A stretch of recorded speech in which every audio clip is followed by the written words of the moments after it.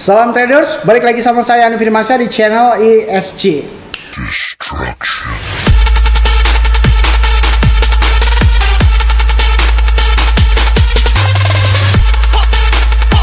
Oke, sekarang kita kedatangan tamu yang cantik ya. Siapa dia? Mungkin udah melihat ya beberapa logo yang ada di sini. Kita akan berbincang-bincang dengan judul Bityard Comeback. Dimana seperti kalian tahu bahwasanya beberapa tempo waktu yang lalu saya sudah mengumumkan bahwasanya saya tidak bermain di Bityard kembali. Dan kenapa saya bisa mendeklarasikan seperti itu? Karena memang ada semacam titik yang tidak tertemukan yang diri saya pikirkan gitu kan.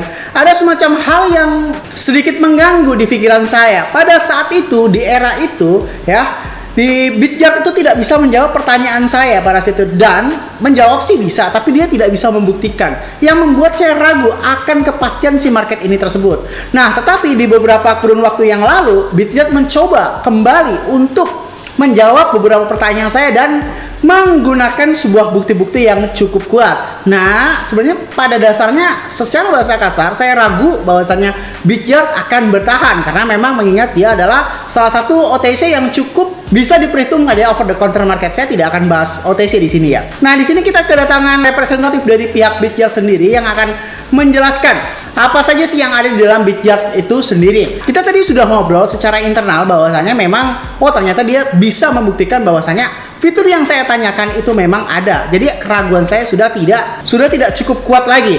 Nah, apakah saya akan bermain di dalam Bityard sendiri itu ataupun nanti gimana? Ya nggak tahu juga. Kita nggak ada yang tahu ya bagaimana nanti masa depannya. Kita lihat sebenarnya untuk apa sih kita bermain di dalam Bityard atau keuntungan apa yang kita dapat? Kan semuanya everything about money ya kan? Segalanya hanya tentang cuan ya Mbak ya? Iya.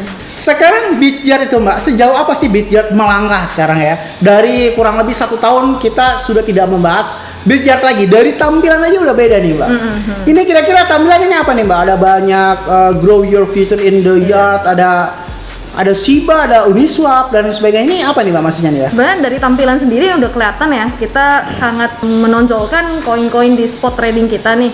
Jadi setiap minggunya kita terus update dengan koin-koin yang baru yang berfundamental baik ya untuk listing di spot trading kita sendiri. Berfundamental baik ya, itu membuat kutipan sendiri nih. Maksudnya fundamental baik ini seperti apa? Jadi seperti berapa yang kayak hidden gem di KuCoin atau di ya ini kita semuanya pada awam nih, apa tuh hidden gem ya kan? Apa yang kayak token-token beberapa yang emang sebenarnya dia tuh bagus potensinya ya untuk kita invest. Yang ini digambar ini ya? Ya di gambar ada, di luar gambar ada, tapi ya saya nggak personally menyarankan, tapi emang dengar dari nama baik mereka tuh emang bagus untuk early investment gitu. Seperti Shiba, Uniswap dan sebagainya gitu. Iya. Ada berapa koin sekarang di dalam Bityard di spot tradingnya khususnya? Di spot trading kita sendiri udah ada 400 lebih ya. 400, wah saya udah nggak main Bityard nih, coba saya kita lihat. Ada 400 itu Mbak? Iya. Dari semua full coin ya? Dari DeFi, POS, apa sendiri-sendiri? Iya. Apa digabung? Digabung. 400 itu udah sama DeFi, POS, Gray, BSC, dan ini. Iya. Nah ini juga ada beberapa hal yang mungkin nggak dimengerti. DeFi itu, bedanya apa sih Mbak? DeFi, POS, Gray, BSC, kenapa harus dikategorikan dan diklasifikasikan secara berbeda? DeFi dikategorikan ya berdasarkan itu sih. Biasa kan emang kita belum nambahin aja nih kategori metaverse gitu kan, biar orang-orang yang emang mau fokus investasi misalnya di koin yang emang DeFi ya mereka langsung bisa, kita langsung udah sortirin gitu. Oke. Jadi kalau yang saya tangkap sih, kalau misalkan patokannya adalah Indodax ini hanya mencampurkan seluruh dari koin atau token si project tersebut gitu ya Mbak ya. Oke, kalau misalkan di Indodax selama ini kita hanya bermain di A sampai Z mungkin sesuai abjad, mungkin Bityard ini sendiri untuk supaya memudahkan kita gitu ya Mbak ya. Iya, benar. Untuk memudahkan kita langsung diklasifikasikan seperti hanya sekarang DeFi, POS. Jadi orang itu tahu ya kalau misalkan Ocean itu adalah termasuk salah satu project DeFi. Misalkan kita klik POS berarti Algo ini berarti adalah salah satu project POS. Kalau misalnya kita klik Gray atau BSC dan beberapa koin atau token atau project lainnya itu diklasifikasikan supaya masyarakat awam itu tahu ya bagaimana tata cara memisahkan atau tata cara memilih mana sih yang DeFi, mana sih yang POS, mana sih yang BSC dan lain sebagainya kayak gitu ya. Lalu di sini kalau kita klik market ya, ada klik market ada spot, ada light futures, ada perpetual futures. Ini maksudnya apa Mbak? Kalau spot kita semua tahu ya, spot ini seperti Indodax, hanya saja berbeda mata uang. Mata uangnya sekarang ada BUSD guys, oke?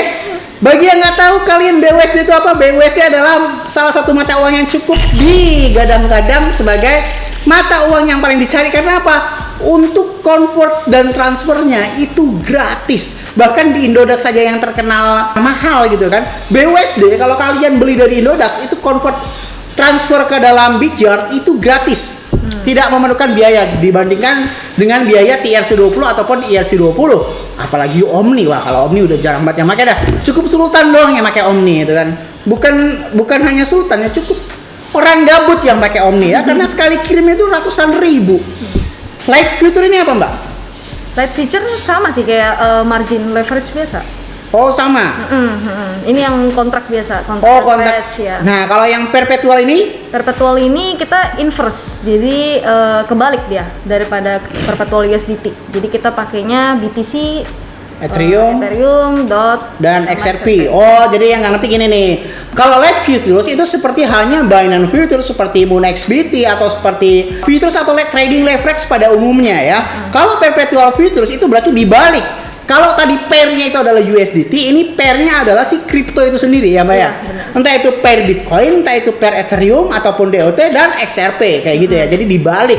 Kalau light futures itu normalnya, kalau perpetual futures itu adalah si kripto itu sendiri. Tapi ngomong-ngomong gunanya apa nih Mbak? Ada light futures, ada perpetual futures, maksudnya bedanya apa? Orang bermain dengan USDT dengan orang yang bermain dengan kripto. Bedanya kalau di light futures itu kita tuh marginnya tuh jenisnya satu, isolated. Kalau ini saya bicara di Bityard ya. Oh iya. Ini isolated. Iya, isolated. Kalau misalnya di perpetual tuh dia ada dua. Bisa ada cross, bisa isolated. Oh kayak gitu, gitu ya guys bedanya. Jadi kalau misalnya di Bityard itu dipisahkan. Kalau kalian pengen bermain yang full isolate, itu berarti kalian bermain di light futures. Kalau misalkan di perpetual itu berarti bisa memilih antara cross margin ataupun isolate margin, kayak gitu ya. Iya. Lalu di sini ada fitur by crypto. Ini apa Mbak nih si fitur by crypto ini? By crypto itu kita menerima ini ya transaksi beli dengan fiat. Jadi bisa beli dengan rupiah. Oh gitu? Caranya gimana ini USDT diubah gitu? Iya. Ada IDR-nya? Ada IDR. Kalau misalnya ubah langsung ke bahasanya Indonesia, kita langsung dia otomatis. Oh, otomatis ya IDR. Oh, ini ada IDR. Ada. Belinya pakai apa ini, Mbak? Pakai rupiah. Enggak, maksudnya dengan pelayanannya, penyedia pembayarannya ya. Bisa ini kalau misalnya Sendful itu dia pakai Gojek atau GoPay. Oh, gitu. Kalau misalnya transak itu lebih ke kartu kredit. Kartu kredit. Kalau ini kartu bank debit. Kartu bank itu debit ya. Oh, debit. Wow. Tapi dia internet banking. Oh, internet banking ya. Jadi Bityard bisa langsung deposit menggunakan ini ya. Iya. Oh, lebih tepatnya buy. Oh iya. Oh, di sini bisa milih guys. Di sini kalian bisa milih USDT ataupun Bitcoin ataupun BNB supaya kalian bisa memilih token atau koin mana yang bisa langsung kalian beli ya. Di sini ada BCA, BNI, Bank BRI, Mandiri, Cimniaga. Berarti bank yang tidak disebutkan di sini nggak bisa? Enggak. Oh, jadi ini hanya khusus bank ini aja guys. Iya. Di BCA, BNI, BRI, Mandiri dan Cimniaga. Oke. Lalu di sini ada convert. Oh, convert itu seperti ya ini kalau convert ini biasa sih kalau misalkan kalian dari Bitcoin ke USDT itu udah biasa lah. Biasa. Udah ada semuanya. Nah, lalu di sini ada copy trade ya, copy trade. Copy trade ini sebenarnya fitur yang ada di dalam hampir semuanya market ya, Mbak ya. Bedanya apa sih copy trade yang ada di dalam Bityard dan copy trade yang lainnya gitu kan? Gimana, Mbak? Bedanya apa copy trade di dalam Bityard dan copy trade di market lain? Copy trade kita nih sebenarnya kita membuat apa sih namanya peraturan ya untuk ada peraturannya untuk menjaga aset followers juga gitu. Jadi nggak semena-mena follow tradernya langsung open posisi. Maksudnya Mbak ini menjaga aset follower. Ini contoh kasus misalkan kayak gini nih, bukan contohnya Mbak ya. Misalkan si master trader ini ya membuka open posisi $10. Iya. Nah, kalau misalkan force amount yang diatur oleh si follower itu $100, kira-kira $100 itu langsung ke open posisi nggak? Enggak. Oh, berarti seperti itu maksudnya guys. Jadi menjaga aset follower itu tidak semerta-merta master trading mengopen posisikan si follower itu mengikuti sesuai dengan force amount yang disettingan copy trading kayak gitu ya Mbak. Jadi ada hitungan persentase sendiri ya. Jadi si master tradingnya ini nggak bisa semena-mena Bukan. menjaga tanggung Margin jawab ya. kayak gitu ya. Jadi gimana? Jadi nggak semena-mena, dia tuh margin kecil, jadi kan dia psikologinya lebih ini kan santai gitu. Lebih santai. Jadi dia tuh followernya nggak- padahal marginnya gede gitu ya. Benar, harusnya sama kan. Harusnya sama. Supaya mereka juga bisa menjaga posisi ini supaya profit kan. Oh, jadi itu menghindari para master copy trading palsu lah ya. Iya, ibaratnya. benar. Oke. Cuman mau dapat profit share gitu. Cuma mau dapat profit share karena bukan rahasia lagi bahwasanya semua master copy trading itu mendapatkan share yang cukup besar ya dari Iya. total profit ataupun total fee trading yang di dalamnya. Nah, tetapi di dalam Bityard ini mempunyai sebuah fitur di mana tidak semerta-merta master copy trading ini bisa mengopen posisi sesuai dengan force amount yang ada di dalam followernya, ya. Jadi kalau misalkan master copy tradingnya open posisi kecil, nggak akan bisa kebuka open posisi besar atau setara dengan first amount follower. Yes. Jadi kalau master copy tradingnya open posisinya kecil, walaupun kalian sebagai followernya ini membuka open posisi besar nih, kalian tidak akan terbuka open posisi besar sesuai dengan first amount-nya. Misalkan kalian atur first amount $1.000 nih ya, tapi master copy tradingnya cuma $100, kalian nggak akan kebuka $1.000. Jadi itu lebih mengamankan modal kalian. Karena apa? Psikologis atau beban yang ada di dalam pikiran si master trading itu berbeda ya Mbak ya. Kalau modal kecil gitu kan ya. Jadi tetap kebuka, cuman tetap kebuka. dia marginnya disesuaikan sama. Marginnya disesuaikan dengan sesuai kalkulasi persentase di dalam master copy trade-nya ini ya. Oh iya, jadi bisa lebih aman lah ya. Lalu katanya di sini nih dibatasin Mbak. Maksudnya gimana dibatasin? Posisinya. Iya, posisinya. Posisinya dibatasin sih lebih ke biar sama juga yang kayak gitu, biar tradernya juga bertanggung jawab gitu. Oh Jadi gitu. Jadi berapa batas copy trade? 10 sih. 10 kali ya. Jadi ini dibatasin ya. Jadi ada banyak, bukan banyak ya, itu udah kasus terkenal ya pada saat itu ya Mbak ya. Jadi ada semacam kayak copy trading itu yang penting fee-nya, yang penting profit share-nya kayak gitu ya. Gesek terus sampai dia menghasilkan, tidak mempedulikan si followernya gitu Mbak ya. Akhirnya dia open posisi terus gitu. Jadi Bityard ini ada semacam kayak limit sehari itu 10 kali. Kalau lebih dari 10 kali berarti si followernya sudah tidak bisa mengikuti master copy tradingnya gitu ya. Lalu di sini ada yang menarik, ini mystery box. Mystery box ini apa ya Mbak? Mystery box ini semacam box kotak misteri ya. Jadi setiap kali menyelesaikan, misalnya di situ ada misi-misinya spot mystery box gitu. Jadi setiap kali misalnya Mas pertama kali transaksi spot, Mas langsung bisa claim mystery box dan di dalamnya bisa berupa free crypto gitu. Jadi semacam kayak misi gitu lah ya, Yeah. misi ya. Kalau dalam Mobile Legends itu kayak claim rewardnya Iya, gitu. benar. Kayak gitu ya. Jadi ada semacam misi yang harus diselesaikan. Apakah ini ada setiap hari? Beda-beda? Beda-beda. Tiap akun beda-beda? Enggak setiap hari, setiap Setiap ada gitu loh. Ada terus, tapi nanti kita mungkin kalau misalnya ada misi baru ya kita update lagi. Jadi setiap ada misi baru kalian bisa menyelesaikan, ya itu tadi loh kayak contohnya Mobile Legends. Jadi kayak Iya. ada misinya gitu kan. Seperti sekarang heroin gitu ya. Nah, itu ada misinya. Mbak main Mobile Legends juga? Main. Oh main. Udah mythical glory di Belum, diam-diam. masih cupu. Oh, masih coba. Ada favorit? Saya sekarang pakai itu sih yang gampang-gampang ya. Contohnya ada paling favorit. Eudora, Oh, Eudora. Nah, gitu kan. Hati-hati disetrum guys yang ada. Biasanya tukang culik gini ya Eudora nih. Oke, jadi itu adalah bermacam-macam fitur yang ada di dalam Bityard. Ya, pada dasarnya semuanya sama aja, cuma memang tidak ada yang sempurna dan nggak akan mungkin ada yang sempurna di dunia ini ya.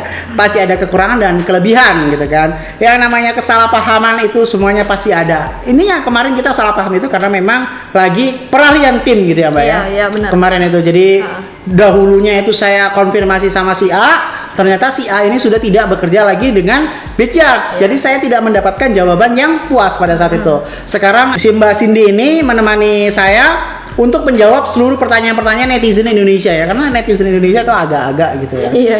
Ya kayak gitu ya. Jadi ada yang mau disampaikan? Apa nih?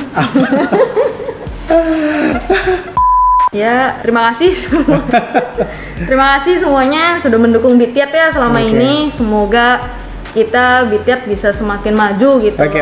Kan kita pasti namanya suatu aplikasi adalah kekurangannya ya. Iya. Yang penting kita ada niat untuk memperbaikinya Oke. Dan selalu memberikan user trading experience yang lebih Oh ya, baik. satu lagi ya, Bityard itu dia aman dari Liquid Hunter ataupun Ghost Liquid Hunter ya Mbak ya. Iya, Jadi iya. selama saya main di dalam Bityard ya, selama bertahun-tahun mulai dari zaman pionirnya trading leverage ada ya, mulai dari saya pakai mobil apa waktu itu R3 dan sekarang pakai ada beberapa biji mobil saya ya kan, itu Bityard belum pernah sekalipun terjadi Liquid Hunter ataupun Ghost Liquid Hunter. Jadi ya mungkin Bityard ini setara dengan MoonXBT lah keamanannya. Bedanya cuma Bityard ini lebih tua gitu. Istilahnya lebih Senior. lebih senior dibandingkan Senior. MoonXBT. Bagi yang nggak tahu, Bityard itu seangkatan sama beberapa market-market yang dulu gitu kan. Pokoknya pada saat belum terkenal market trading leverage seperti sekarang, ini Iya. Bityard udah ada duluan gitu kan. Iya. Cuma memang tiap market itu pertumbuhannya berbeda-beda ya. Ada pepatah mengatakan daripada diam lebih baik tumbuh secara perlahan-lahan ya. Kadang-kadang kalau misalkan kita tumbuh terlalu cepat, akhirnya terlalu sombong dan akhirnya jatuh seperti pada market-market sebelah gitu kan. Banyak yang tiba-tiba set gitu kan, tiba-tiba langsung scam, tiba-tiba ada bangkrut dan sebagainya kayak gitu ya. Bityard ini bertahan. Oke, cukup sekian dari saya, semoga bermanfaat. Jangan lupa klik like, komen, dan subscribe. Logikanya kalau misalnya kalian nggak subscribe, ngapain saya buat video lagi? Dan share ke teman kalian agar teman kalian tahu apa yang kalian tahu. Saya Andi Firmansyah dari ESG. Saya Cindy dari Bityard. Salam traders.